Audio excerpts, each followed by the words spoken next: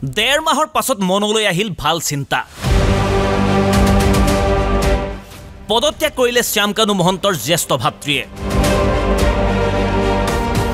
19 ছেপ্টেম্বৰৰ পৰা 5 নৱেম্বৰলৈ সুদীৰ্ঘ এই সময়ছোৱাত অসমত কোনো কালে নেদেখা নুশুনা পৰিস্থিতি দেখিবলৈ পোৱা গৈছে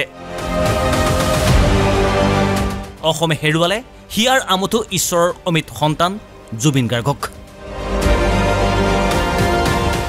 জাতিদ্ৰোহীত পৰিণত হ'ল শ্যামকানু মহন্ত 19 ছেপ্টেম্বৰত প্ৰাণৰ শিল্পী জুবিন গাৰ্গৰ মৃত্যু হোৱা খবৰটো শুনাৰে পৰা অসমবাসীয়ে জাতীয় খলনায়কৰ চকুৰে চাইছে শ্যামকানুক প্ৰবঞ্চক শ্যামকানুৰ প্ৰতি ৰাইজৰ ইমানেই ঘৃণা যে শ্যামকানুৰ পৰিয়ালকো এলাগি কৰিছে অসমবাসীয়ে টাৰ্গেট কৰি লৈছে চৰকাৰৰ বিভিন্ন পদবীত থকা শ্যামকানুৰ জ্যেষ্ঠ ভাতৃক বিশেষকৈ প্ৰাক্তন আৰক্ষী সঞ্চালক প্ৰধান ভাস্কৰ জ্যোতি মহন্ত আৰু গুৱাহাটী বিশ্ববিদ্যালয়ৰ উপাচাৰ্য ননীগোপাল মহন্ত পৰিছে জনৰুখত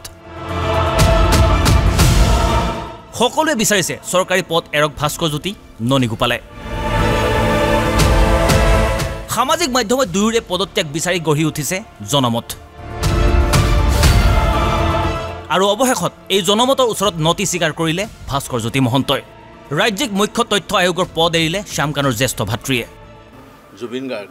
তেওঁৰ মহাপ্ৰয়াণৰ পিছৰ সময়ছোৱাত মোৰ ভাতৃ শ্যামকানু মহন্তৰ নামটো তাত জড়িত হৈ তেওঁ বৰ্তমান জুডিচিয়েল কাষ্টডিত আছে সেই সংক্ৰান্তত কিবা RTI যদি আহে তেতিয়া মই মোৰ অফিচৰ ষ্টাফক কৈ থৈছিলোঁ বৰ স্পষ্ট নিৰ্দেশনা দি থৈছিলোঁ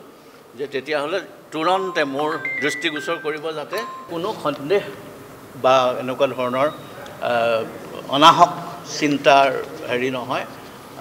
গতিকে তাৰ কাৰণে মই মোৰ অফিচটো ডেমিট কৰিবলৈ বিচাৰিছোঁ আৰু একৰ্ডিংলি মই ৰেজিগনেশ্যন দিছোঁ মই ইস্তফা দিছোঁ ননীগোপাল মহন্তই কেতিয়া পদত্যাগ কৰিব ননীগোপালক পদত্যাগ কৰিবলৈ ঘৰুৱাভাৱে হেঁচা দিয়ক মহন্ত পৰিয়ালে ভাস্কৰ জ্যোতি মহন্তৰ পদত্যাগৰ পাছতেই এই প্ৰশ্ন আৰু পৰামৰ্শ আগবঢ়াইছে জুবিন গাৰ্গৰ মৃত্যুৰ প্ৰসংগত সক্ৰিয়ভাৱে আইনী যুঁজ কৰি অহা তৃণমূল কংগ্ৰেছৰ নেতা দুলু আহমেদে আপোনালোকৰ আৰু অন্য এগৰাকী ভাতৃ ননীগোপাল মহন্ত গুৱাহাটী বিশ্ববিদ্যালয়ৰ ভাইচ চেঞ্চেলৰ তেখেতকো আপোনালোকে যদি পাৰে বুজা পৰা কৰি যেতিয়ালৈ শ্যামকানু মহন্তৰ গোচৰটো তদন্ত সঠিকভাৱে নহয় সামূহিকভাৱে মই কোৱা নাই যে সামূহিকভাৱে পদত্যাগ কৰি থকাটো উচিত কাৰণ গুৱাহাটী বিশ্ববিদ্যালয়ৰ নিচিনা এটা শিক্ষানুষ্ঠানক এনেকৈ ইমান অভিযোগ অহাৰ পিছত তাত সেই চকীখন ধৰি ৰখাটো উচিত হোৱা নাই সেইকাৰণে মই বিশ্ববিদ্যালয়খনৰ স্বাৰ্থত ক'ব খুজিছোঁ যে তেওঁকো আপোনালোকে পদত্যাগ কৰাৰ কাৰণে ঘৰুৱা ফালৰ পৰা আপোনালোকে হেঁচা প্ৰয়োগ কৰক কাৰণ আমি আমাৰ ফালৰ পৰা বহুত ধৰণৰ কথা কৈছোঁ অভিযোগ দিছোঁ মই বিভিন্ন ধৰণৰ অভিযোগ দিছোঁ ননীগোপাল মহন্তই মোৰ বিৰুদ্ধে মানহানি গোচৰ বুলি কৰিম বুলি ক'লে আজি 50 দিন হৈ গ'ল না গোচৰ পালোঁ না মই কিবা জাননী পালোঁ গতিকে এইবিলাক ভয় ভাবুকিৰ দিন গ'ল আৰু যেতিয়া দেখিলোঁ যে মোৰ বিৰুদ্ধে গোচৰ দিয়াই নাই তাৰমানে নিশ্চয় তেওঁৰ কিবা